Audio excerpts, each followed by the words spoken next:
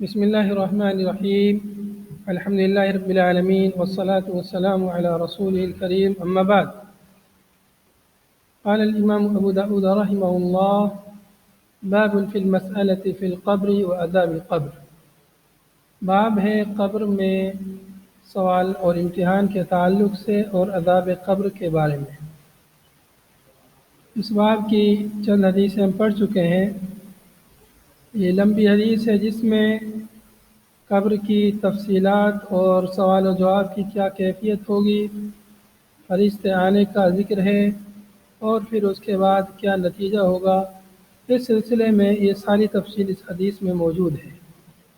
آئیے یہ حدیث ہم پڑھتے ہیں۔ قال الامام ابو داود رحمہ اللہ: حدثنا عثمان بن ابی شیبہ قال حدثنا جریر وحدثنا حناد بن السری قال حدثنا ابو معاویة وهذا لفظ حناد عن الأعمش عن المنهال عن زاجان عن البراء بن عازب رضي الله عنه قال: خرجنا مع رسول الله صلى الله عليه وسلم في جنازة رجل من الأنصار، فانتهينا إلى القبر ولما يلهد فجلس رسول الله صلى الله عليه وسلم وجلسنا حوله كأنما على رؤوسنا الطير۔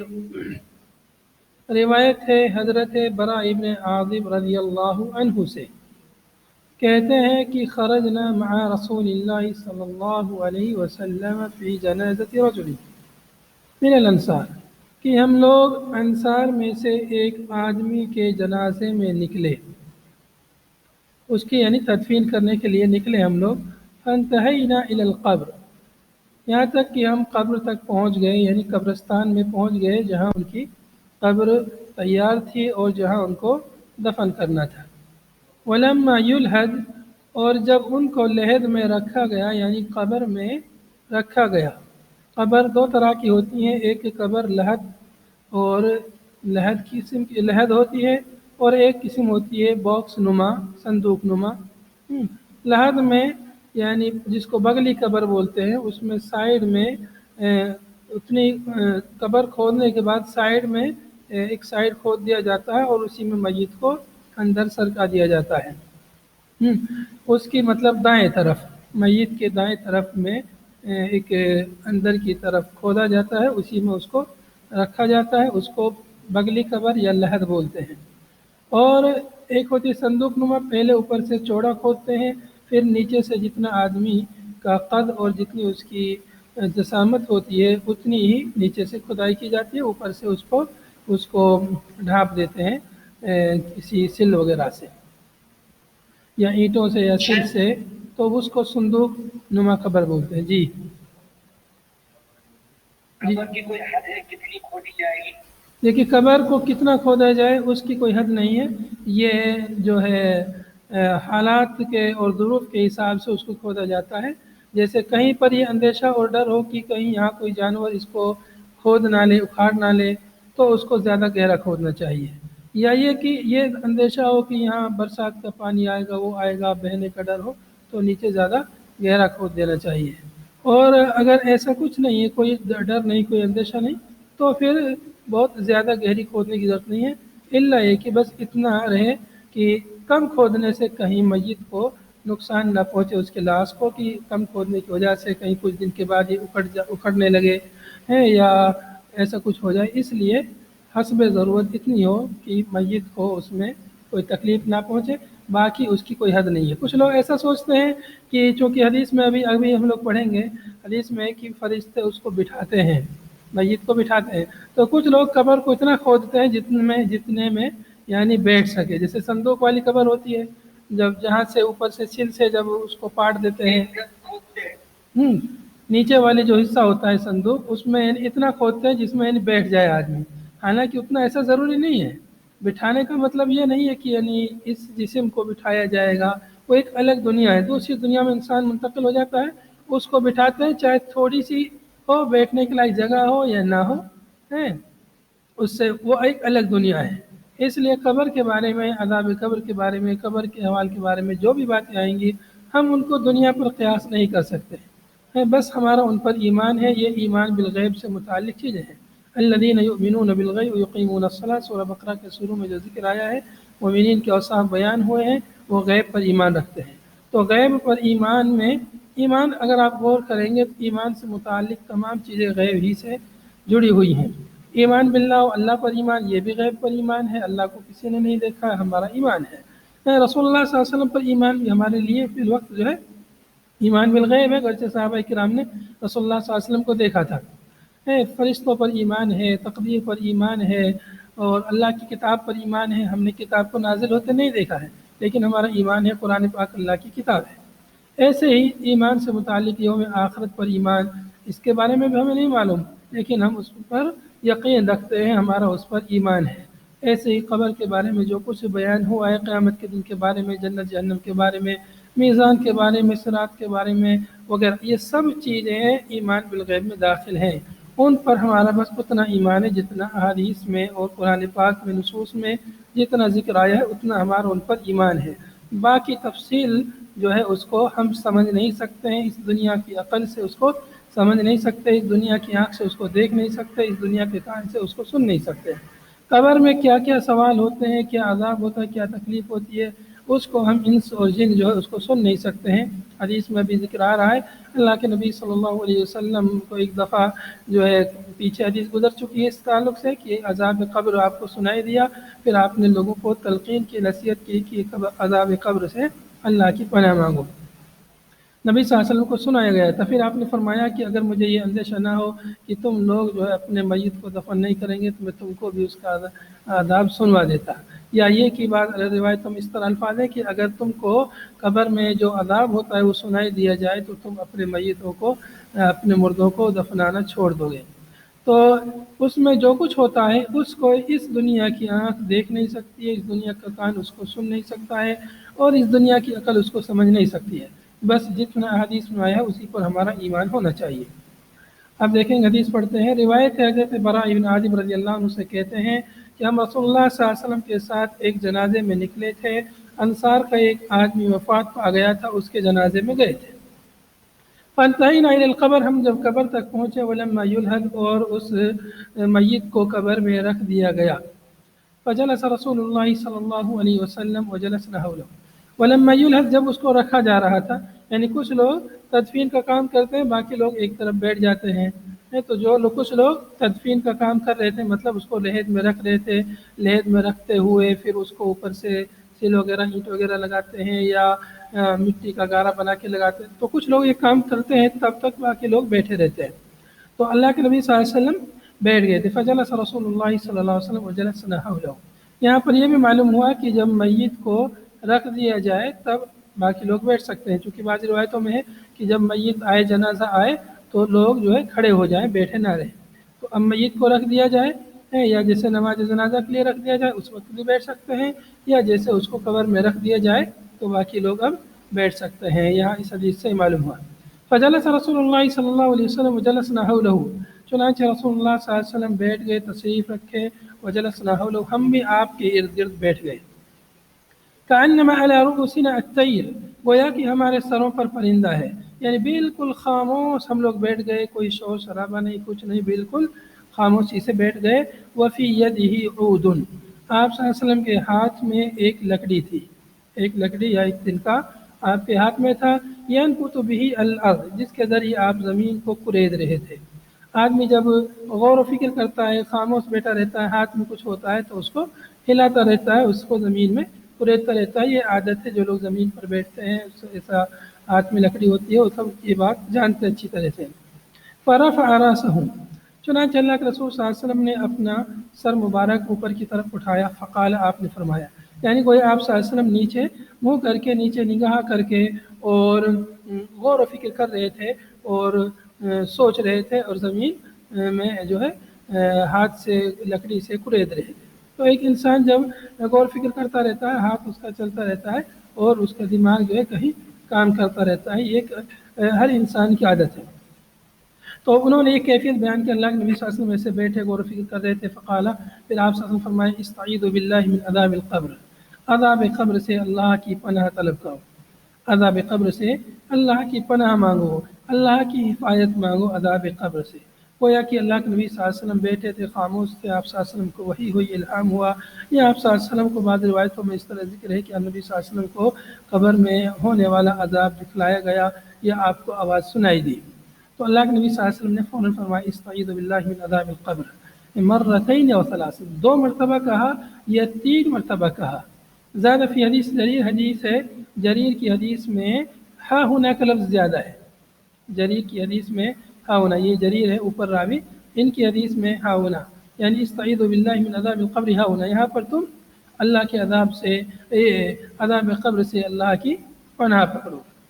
وقال، اور آپ صلی اللہ علیہ وسلم نے فرمایا وَإِنَّهُ لَيَسْمَعُ خَفْقَ نِعَالِهِمْ وَإِنَّهُ، اور یقیناً میت قبر میں سنتا ہے جوتوں کی آواز کو، آہٹ کو۔ خف کا نعال، نعال کی جمع یعنی چپل، جوتی، انسان جب چلتا ہے تو چپل کے قدموں کی آواز آتی ہے، تو میت کو بھی قدموں کی آواز سنائی دیتی ہے۔ یہ آواز کیوں سنائی دیتی ہے؟ کب سنائی دیتی ہے؟ اذا ولوا مدبرین، جب لوگ واپس ہوتے ہیں دفن کرنے کے بعد، پلٹتے ہیں تو اس وقت اسے یہ آواز سنائی دیتی ہے۔ یہ آواز کیوں سنائی دیتی ہے؟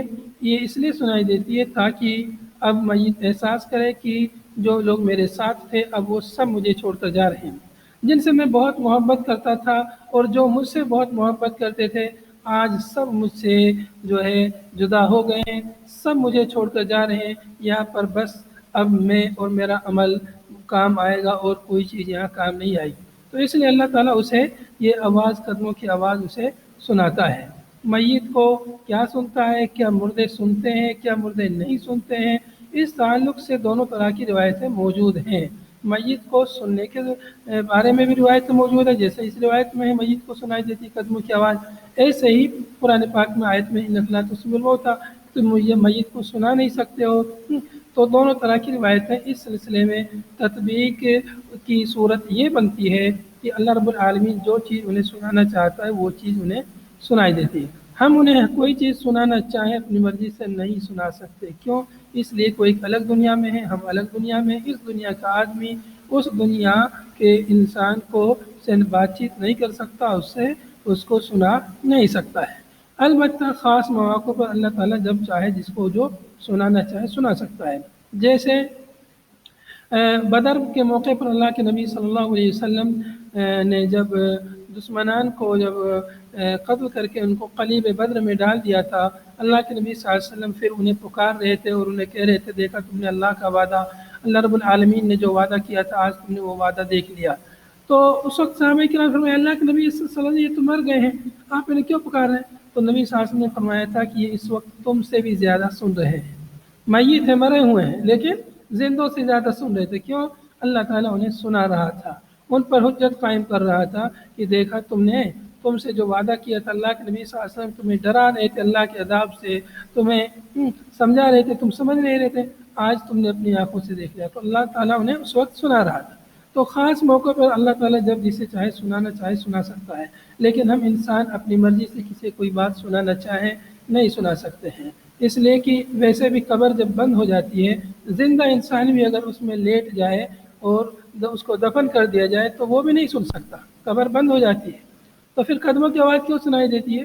قدموں کی آواز اس لیے سنائی دیتی ہے کہ ایک تو وجہ میں نے ابھی بیان کی تاکہ اس پر حجت قائم ہو جائے اور اسے احساس ہو کہ اب میرے یہاں کوئی نہیں ہے، اور اس لیے بھی سنائی دیتی ہے کہ جیسے چھت کے اوپر کوئی انسان چلے تو نیچے اندر جو ہے چلنے کی آواز سنائی دیتی ہے، باقی اوپر سے اگر وہ آواز دے پکارے اور کمرہ بند ہے تو آواز سنائی نہیں دے گی، قدموں کی آواز سنائی دے گی۔ ایسے ہی قبر میں بھی میت کو وہاں سے لوگ جو گزرتے ہیں اس وقت ان کو قدموں کی آواز سنائی دیتی ہے، اللہ تعالیٰ انہیں سنواتا ہے اس لیے تاکہ ان پر حجت ہو جائے اور انہیں احساس ہو کہ اب میرا یہاں کوئی نہیں ہے، سب لوگ مجھے چھوڑ کر جا رہے ہیں، اور پھر وہ حساب کتاب کے لیے تیار ہو جائے۔ اب آگے حساب کتاب کا ذکر حدیث میں ہے، فرمایا وَإِنَّهُ لَيَسْمَعُ خَفْقَ نِعَالِهِمْ إِذَا وَلَّوْا مُدْبِرِينَ حِينَ يُقَالُ لَهُ، جس وقت اس سے کہا جاتا ہے یا هَذَا مَنْ رَبُّكَ، اے بندے، یا هَذَا اے شخص، من ربک تمہارا رب کون ہے، وما دینک تمہارا دین کیا ہے، ومن نبیک تمہارے نبی کون ہے۔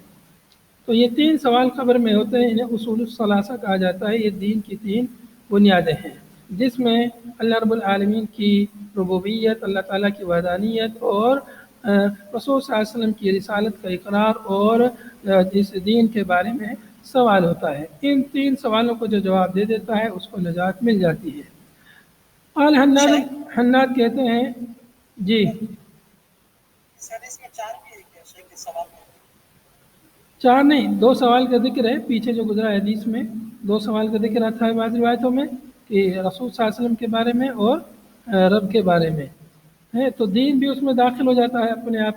جس نے رب کو اللہ تعالیٰ کو رب مان لیا، محمد صلی اللہ علیہ وسلم کو نبی مان لیا، تو گویا اس نے دین اسلام کو اپنا دین مان لیا۔ 4 کا ذکر جی کیا 4 بھی ہے۔ 4 چوتھا سوال کیا ہے؟ مجھے نہیں ہے لیکن میں کسی کے پاس سنا تھا اسے کہ یہ 4 سوال کا تھا، میں کنفیوز ہو گیا تھا۔ مجھے بھی چوتھے سوال کا علم نہیں ہے، میں 3 ہی سوال جانتا ہوں، بعض روایتوں میں 2 سوالوں کا ذکر جانتا ہوں جو پیچھے گزر چکی روایت۔ دیکھیں گے قال حناد ہیں جو امام صاحب کے استاد ہیں۔ امام صاحب نے چونکہ حدیث 2 راویوں سے روایت کی، 2 استادوں سے، عثمان بن ابی شیبہ سے اور حناد بن سری سے۔ تو حناد بن سری کہتے ہیں قال وَيَأْتِيهِ مَلَكَانِ، اس کے پاس 2 فرشتے آتے ہیں، فَيُجْلِسَانِهِ، وہ فرشتے اس کو بٹھاتے ہیں، فرشتے اس کو میت کو بٹھاتے ہیں، فَيَقُولَانِ لَهُ، یہ دونوں فرشتے اس سے کہتے ہیں من ربک، تمہارا رب کون ہے؟ فیقول، وہ کہتا ہے ربی اللہ، میرا رب اللہ ہے۔ یعنی اگر وہ مسلمان اور مومن ہوتا ہے وہ بندہ تو کہتا ہے ربی اللہ، میرا رب اللہ ہے۔ فیقولان لہ ما دینک، وہ پوچھتا ہے اس سے کہ تمہارا دین کیا ہے؟ فیقول، وہ کہتا ہے دینی الاسلام، میرا دین اسلام ہے۔ فیقولان لہ، وہ دونوں فرشتے پھر اس سے پوچھتے ہیں ما هذا الرجل الذي بعث فیکم، یہ آدمی جو تمہارے درمیان بھیجا گیا وہ آدمی کون ہے؟ اس آدمی کے بارے میں کیا جانتے ہو؟ قال، وہ کہتا ہے فیقول، راوی کہتے ہیں کہ وہ کہتا ہے وہ رسول اللہ صلی اللہ علیہ وسلم، وہ آدمی جو ہمارے درمیان بھیجا گیا وہ رسول صلی اللہ علیہ وسلم ہے۔ معلوم ہے اس سے روایت سے قبر میں آدمی کے بارے میں پوچھا جاتا ہے، معلوم ہے کہ رسول صلی اللہ علیہ وسلم آدمی ہے، بشر ہیں۔ ایسے ہی یہاں پر ہوا رسول اللہ، ہوا کی جو ضمیر ہے وہ غائب کی ضمیر ہے، جو اس بات پر دلالت کرتی ہے کہ رسول اللہ صلی اللہ علیہ وسلم وہاں موجود نہیں ہوں گے، غائب، وہاں سے غائب ہوں گے۔ مطلب جیسے کچھ لوگ سوچتے ہیں کہ ہر قبر میں اللہ کے رسول صلی اللہ علیہ وسلم آتے ہیں اور میت کو دکھائے جاتے ہیں اور اس سے پوچھا جاتا ہے، ایسا نہیں ہے، بلکہ اللہ کے رسول صلی اللہ علیہ وسلم کے بارے میں سوال ہوتا ہے، اور وہ کیسے ہوتا ہے، کس کیفیت میں ہوتا ہے، وہ اللہ تعالیٰ بہتر جانتا ہے، وہ دوسری دنیا اس کو سمجھ نہیں سکتے ہیں۔ لیکن رسول اللہ صلی اللہ علیہ وسلم کی رسالت کے بارے میں، آپ صلی اللہ علیہ وسلم کے بارے میں سوال ہوتا ہے، اور جو مسلمان ہوتا ہے وہ صحیح جواب دے دیتا ہے، وہ کہہ دیتا ہے کہ وہ اللہ کے رسول ہیں۔ چونکہ ایک الگ دنیا ہے، بالکل مختلف دنیا، اس دنیا سے الگ دنیا ہے، وہ کس طرح سے ہوگی، کیا تصور ہوگا، کیسے ہے، سب ساری تفصیلات جو ہے نہیں معلوم، اور ہم اس کو سمجھ بھی نہیں سکتے ہیں۔ فیقولان، پھر وہ اس سے کہتے ہیں وما یدریک، کیسے معلوم ہوا تجھ کو، کس نے بتایا کہ یہ تو اللہ تعالیٰ تمہارا رب ہے، یہ دین اسلام تمہارا دین ہے، رسول صلی اللہ علیہ وسلم رسول ہے، کس نے بتایا؟ فیقول، وہ کہتا ہے قرأت کتاب اللہ، میں نے اللہ کی کتاب قرآن پاک کو میں نے پڑھا، اس کو سمجھا، اس پر عمل کیا، فآمنت بھی، میں اس پر ایمان لایا، وصدقت، اور میں نے اس کی تصدیق کی، میں نے قرآن میں پڑھا میرا رب اللہ ہے، شہید اللہ انہ لا الہ الا ہوا والملائکۃ واولو العلم قائما بالقسط، اللہ نے گواہی دی کہ اللہ کے سوا کوئی معبود نہیں، فرشتوں نے گواہی دی، اولو العلم نے گواہی دی، انبیاء نے گواہی دی، تو میں نے مان لیا اللہ ہمارا رب ہے، دین اسلام ہمارا دین ہے، اور محمد صلی اللہ علیہ وسلم ہمارے رسول ہیں۔ تو کیسے معلوم ہوا؟ کتاب اللہ کو پڑھ کر کے۔ اس سے معلوم ہوا کہ ہمیں قرآن پاک کو پڑھنے کا اہتمام کرنا چاہیے، سمجھنے کا اہتمام کرنا چاہیے، اور ایسا نہیں کہ قرآن پڑھنے سے گمراہ ہو جاتے ہیں، جیسے کچھ لوگوں کو قرآن سے دور کرنے کے لیے کہتے ہیں کہ قرآن نہ پڑھو، قرآن کا ترجمہ پڑھو گے تو گمراہ ہو جاؤ گے۔ قرآن کو پڑھیے، سمجھ کر پڑھیے، قرآن سمجھنے کے لیے، عمل کرنے کے لیے نازل ہوا ہے، صرف جو ہے میت پر پڑھنے کے لیے یا مردوں کے لیے قرآن نازل نہیں ہوا ہے، قرآن زندوں کے لیے نازل ہوا ہے۔ آج امت مسلمہ جو ہے قرآن کو چھوڑ کر کے اس کو میت کے لیے خاص کر دیا ہے۔ جب کوئی شخص مرنے لگتا ہے اس پر آیت الکرسی پڑھتے ہیں، جب مر جاتا ہے دفن کر دیتے ہیں، جا کر اس پر کل فاتحہ پڑھتے ہیں۔ جہاں پر فاتحہ پڑھنا چاہیے وہاں فاتحہ نہیں پڑھیں گے۔ جنازے کی نماز میں اللہ کے نبی صلی اللہ علیہ وسلم نے سورۃ الفاتحہ پڑھی، صحابہ کرام نے سورۃ الفاتحہ پڑھی جنازے کی نماز میں، وہاں فاتحہ نہیں پڑھیں گے۔ اور جہاں پڑھنے سے منع کیا گیا، قرآن پاک کی تلاوت سے قبرستان میں منع کیا گیا، وہاں جا کے قرآن پاک کی تلاوت کریں گے وہاں پڑھیں گے۔ کس طرح سے شیطان نے گمراہ کر دیا ہے، جہاں پڑھنا چاہیے وہاں نہیں پڑھیں گے، اور پھر اعتراض کریں گے کہ یہ لوگ کل فاتحہ نہیں کرتے۔ ارے اصلی فاتحہ تو ہم ہی کرتے ہیں، ہم فاتحہ پڑھتے ہیں نماز میں، جہاں نبی صلی اللہ علیہ وسلم نے فاتحہ پڑھی وہی تو اصلی فاتحہ ہے۔ باقی مرنے کے بعد کھانے پر کھانا بنا کر اس پر فاتحہ پڑھ کر پھونکنا، اس کو اس کے نام سے بخشنا، یہ ساری جو ہے دین میں بدعات ہیں۔ یہاں پر دیکھیے حدیث پاک میں صاف الفاظ ہیں کہ قرآن پاک پڑھ کر کے جو لوگ قرآن کو پڑھتے ہیں سمجھتے ہیں وہ لوگ جو ہے صحیح سے جواب دے دیں گے، وہ کہہ دیں گے ہم نے قرآن پاک میں پڑھا اور ہم اس پر ایمان لائے، ہم نے اس کی تصدیق کی۔ زیادہ فی حدیث جریر کی حدیث میں یہ لفظ زیادہ ہے۔ امام صاحب کے جو استاد ہیں عثمان بن ابی شیبہ، ان کے استاد ہیں جریر، وہ کہتے ہیں فذلک قول اللہ، حدیث میں آگے یوں بھی ہے کہ فذلک قول اللہ، اس کا یہ جو جواب ہوگا اسی کا ذکر ہے اللہ رب العالمین کے اس قول میں یثبت اللہ الذین آمنوا بالقول الثابت فی الدنیا والآخرہ، اللہ تعالیٰ ثبات قدمی عطا فرماتا ہے ان لوگوں کو جو ایمان لائے قول ثابت کے ذریعے، کلمہ توحید لا الہ الا اللہ محمد رسول اللہ کے ذریعے، میت وہاں گواہی دے گا اشہد ان لا الہ الا اللہ واشہد ان محمد رسول اللہ، جو شخص مومن ہوگا وہ یہ گواہی دے گا۔ اسی گواہی کا ذکر ہے یوسفی اللہ تعالیٰ کے اس فرمان میں، اس آیت میں یثبت اللہ الذین آمنوا بالقول الثابت فی الحیاۃ الدنیا وفی الآخرہ، اللہ تعالیٰ ثابت قدمی عطا فرماتا ہے کلمہ توحید کے ذریعے، کلمہ شہادت کے ذریعے قبر میں ثابت قدمی عطا فرماتا ہے، دنیا میں بھی اور آخرت میں بھی۔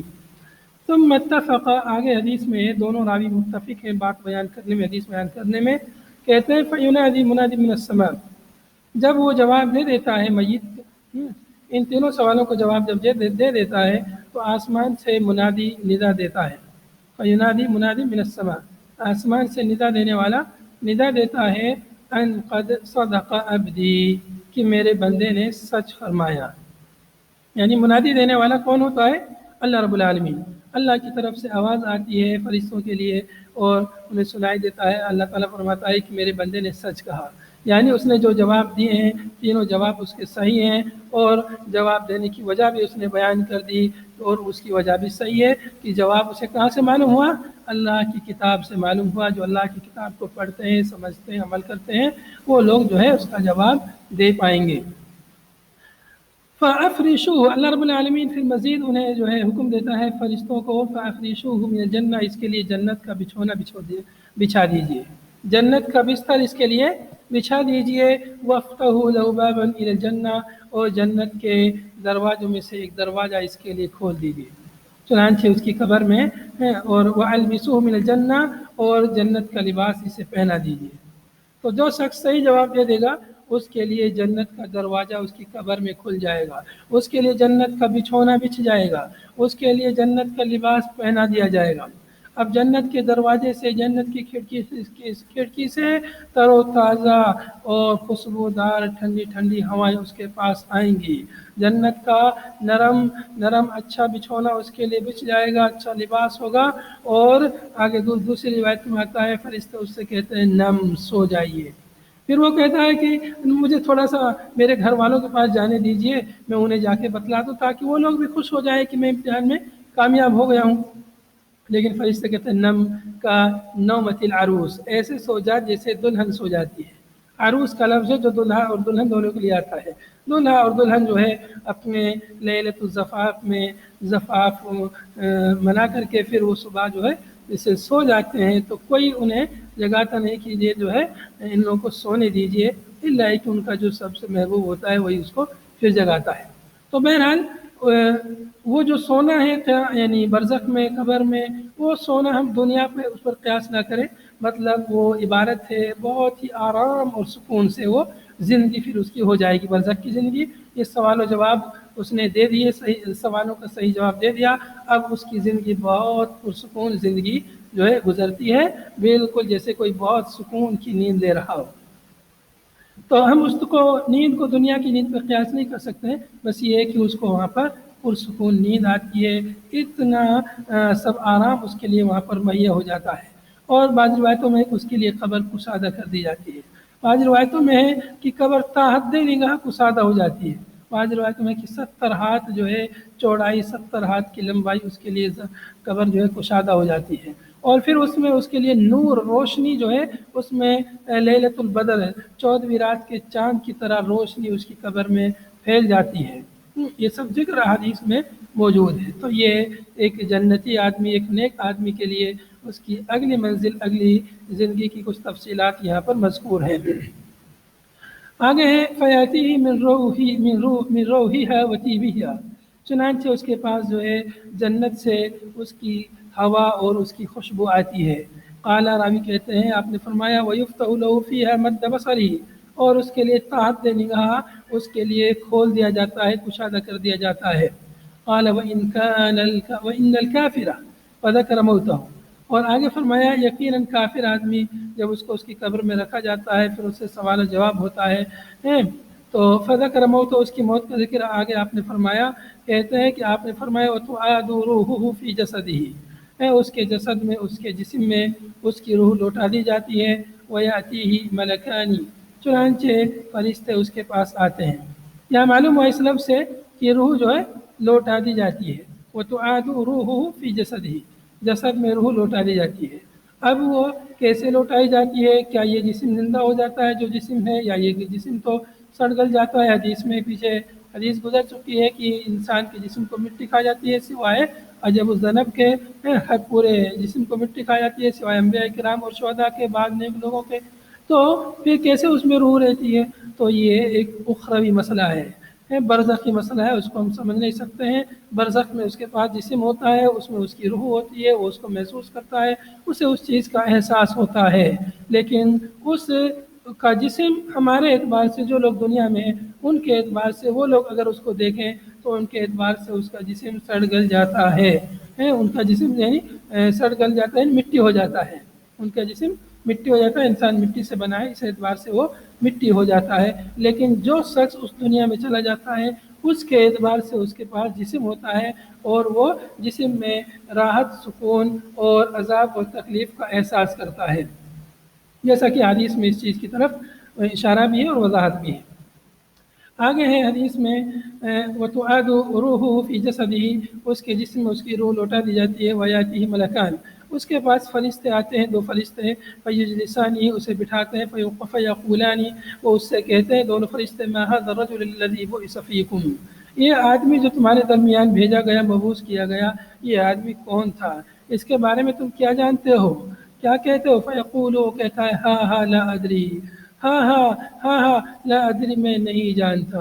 وہ گھبرا جائے گا، پریشان ہو جائے گا۔ کافر آدمی جس نے دنیا میں اللہ کے ساتھ شرک کیا، کفر کیا، اللہ رب العالمین کی وحدانیت کا اقرار نہیں کیا، وہ آدمی کہے گا ہاں لا ادری، فینادی منادی من السماء، آسمان سے ندا دینے والا ندا دے گا، ان کذب، اس نے جھوٹ بولا۔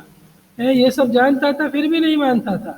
یہ جانتا تھا کہ ایک اللہ عبادت کے لائق، ایک اللہ نے ہم کو پیدا کیا، محمد صلی اللہ علیہ وسلم اللہ کے رسول ہیں، پھر بھی اس نے جھوٹ بولا، اس نے نہیں مانا، کذبا، اس نے جھوٹ بولا۔ فَأَفْرِشُوهُ مِنَ النَّارِ، اس کے لیے جہنم کا بچھونا بچھا دیجئے، وَأَلْبِسُوهُ مِنَ النَّارِ، اور اسے جہنم کا لباس پہنا دیجئے، وَافْتَحُوا لَهُ بَابًا إِلَى النَّارِ، اور جہنم کا دروازہ اس کی طرف کھول دیجئے۔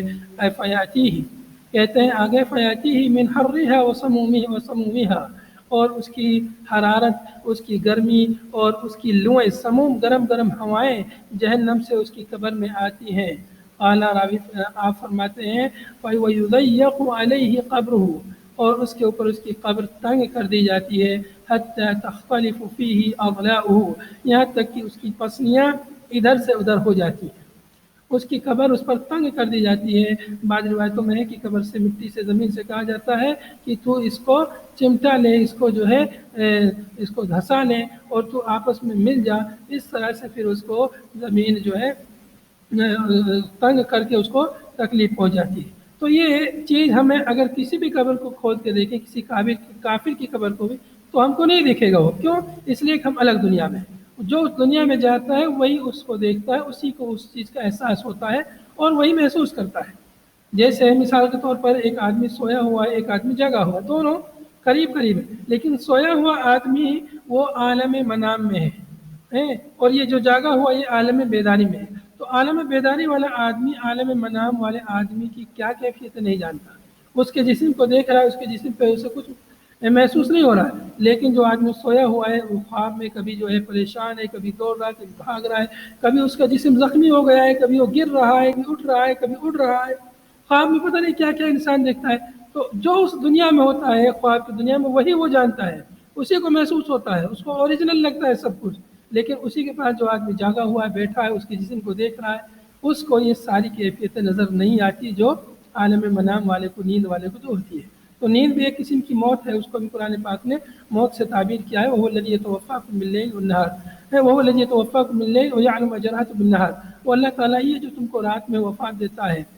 تو رات میں یعنی نیند آتی ہے، اور نیند کے وقت کی جو دعا ہے اللہم بسمک اموت واحیا، اور بیداری کے وقت کی جو دعا ہے الحمدللہ الذی احیانا بعد ما اماتنا، یہ تمام نصوص اس بات پر دلالت کرتے ہیں کہ نیند بھی ایک قسم کی موت ہے، لیکن اصلی موت، حقیقی موت، دائمی موت جو ہے وہ جو ہے یعنی وہ الگ موت ہے، جس کے بعد انسان کو دفن کر دیا جاتا ہے۔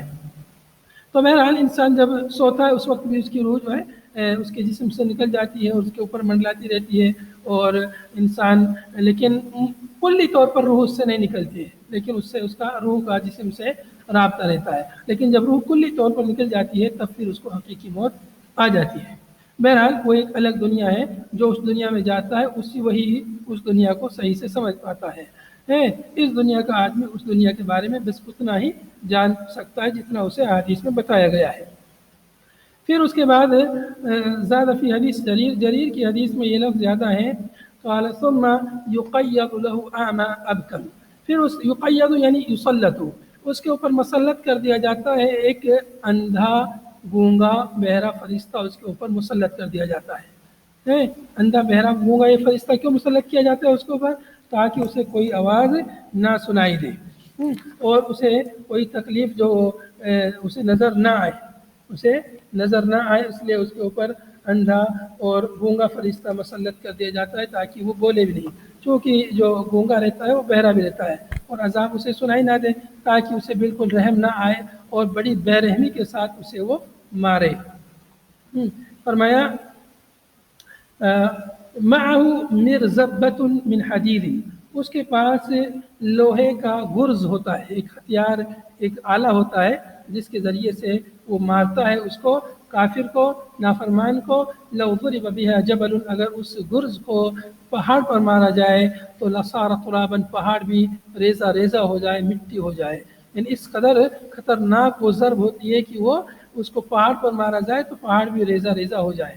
قال فيضربه بها ضربة، چنانچہ وہ فرشتہ یا جو اس پر مسلط کیا جاتا ہے عذاب دینے کے لیے، وہ اس کو مارتا ہے، ایسی ضرب مارتا ہے یسمعها ما بین المشرق والمغرب الا الثقلین، مغرب اور مشرق کے درمیان جو بھی مخلوق ہوتی ہے، ثقلین انس و جن کے علاوہ تمام مخلوق اس ضرب کی آواز سنتی ہیں۔ فیصیر ترابا، چنانچہ یہ شخص جو ہے تراب ہو جاتا ہے۔ قال ثم تعاد فیہ الروح، پھر اس میں دوبارہ اس کی روح لوٹائی جاتی ہے، پھر فرشتہ اس کو مارتا ہے، پھر وہ مٹی ہو جاتا ہے، پھر مارتا ہے، ایسے اس کو قیامت تک عذاب ہوتا رہتا ہے۔ تو یہ قبر کے مختصر حالات ہیں جس میں یعنی ایک مسلمان اور ایک کافر کن حالات سے گزرے گا اور پھر اس کا کیا نتیجہ ہوگا، کیا انجام ہوگا، اس حدیث میں اس کا مختصراً ذکر کیا گیا ہے۔ اگلی حدیث ہے، آخری حدیث ہے جو سند سے مذکور ہے۔ قال حدثنا حجاج بن الصري قال حدثنا عبد الله بن نمير قال حدثنا الأعمش قال حدثنا البنان عن ابي عمر زازان قال سمعت البراء عن النبي صلى الله عليه وسلم قال فذكر له، یہ دوسری سند سے اسی جیسی روایت مروی ہے۔ آخر میں اللہ تعالیٰ سے دعا ہے اللہ تعالیٰ ہم سب کو قبر کے عذاب سے بچائے، قبر کے فتنے سے بچائے، قبر کی مشکلات اور پریشانی سے بچائے، اللہ تعالیٰ ہمیں قبر کے امتحان میں کامیابی عطا فرمائے۔ هذا وصلی اللہ وسلم علی نبینا محمد وعلی آلہ وصحبہ اجمعین، سبحانک اللہم وبحمدک، نشہد ان لا الہ الا انت، نستغفرک ونتوب الیک۔